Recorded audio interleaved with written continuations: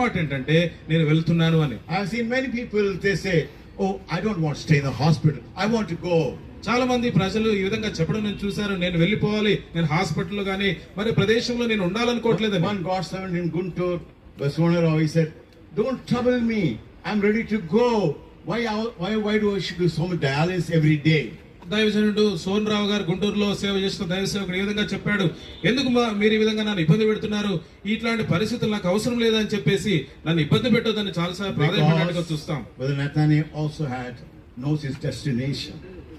సహోదరు నతానీయులు గారు తాను ఎక్కడికి చేరవలసి ఉన్నాడో ఆ సంగతి తాను ఎరిగినాడు. గమ్యస్థానం, ఆ గమ్యం ఏంటో తాను ఎరిగినాడు. That's why he said, I want to go.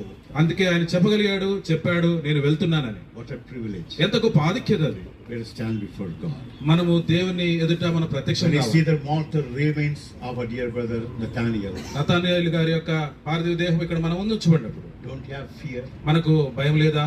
I have to stand before God. నేను దేవుని ముందు నిలవబడాలి. Death is sure. ఖచ్చితంగా మరణం సంభవిస్తుంది. Make sure